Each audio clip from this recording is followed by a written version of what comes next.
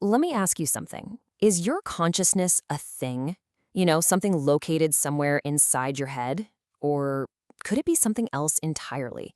We're about to dive into a really fascinating idea that suggests our sense of self isn't some solid object at all, but more like a fleeting temporary pattern.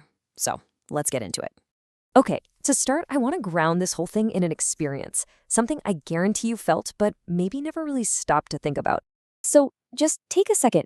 Try to remember the last time you had a really complex thought, an idea that was just starting to bubble up. You know that feeling, right? There's that space, that pre-verbal sensation just before the words actually line up in your head.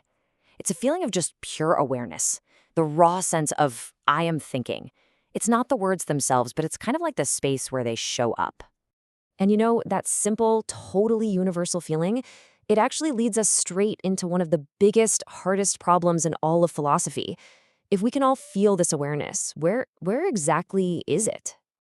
Well, we have the usual suspects, right? Is it just a bunch of neurons firing off in a specific part of the brain?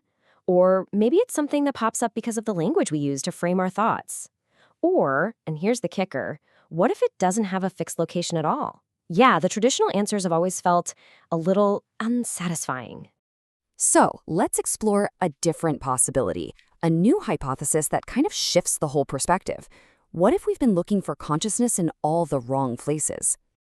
What if consciousness isn't a single thing in a single place? What if it's actually the result of a bunch of different processes all overlapping at the same time?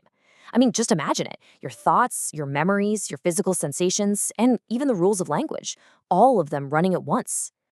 And that brings us to this core concept, an interference pattern. Think about it like dropping two pebbles into a calm pond. Where the ripples from each one intersect, a whole new, complex pattern just appears. A pattern that isn't at pebble 1 or pebble 2, but exists in the space between them. Well, this hypothesis suggests our consciousness is exactly that. It's a temporary, emergent pattern created by the interference of all our mental processes. Now, if we just go with this idea for a second, it has a massive implication for something we hold really dear, our concept of the self. This really changes everything. The way we usually think about it is that there's a fixed self at the center of it all, like a little pilot driving the machine. But in this interference view, the self isn't the pilot. The self is the pattern. It's the result of all that interference. So here's the mind-bending part. Maybe we're not the ones doing the thinking, but we're actually the ones observing the pattern that our thinking creates. The philosophy behind this, which is called reflective humanism, puts it perfectly. It says the subject, you, is not a fixed point.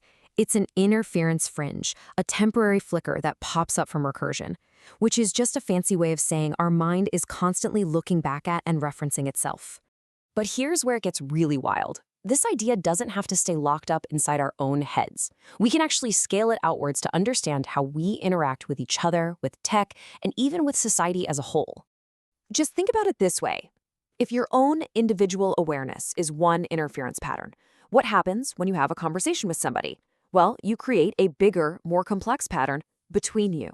Now scale that up again, and you could see an entire society as just this vast, incredibly intricate interference pattern of our collective thoughts. And this totally reframes how we think about AI. If a conversation just increases interference, then maybe an AI, like a large language model, isn't some new separate mind being born. Instead, it might just be a tool that's visualizing our own collective interference patterns back at us, like a mirror, showing us the shape of our shared thoughts.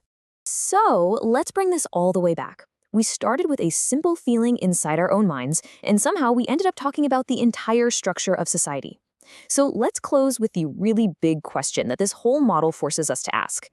If our sense of self, our sense of I, isn't some solid object hidden away in our brain, but it's actually a temporary, shimmering pattern that just arises from the overlap of thought and memory and sensation, then where does that leave us? I mean, if we are the pattern and not the source of the pattern, then where in all of this do we truly exist?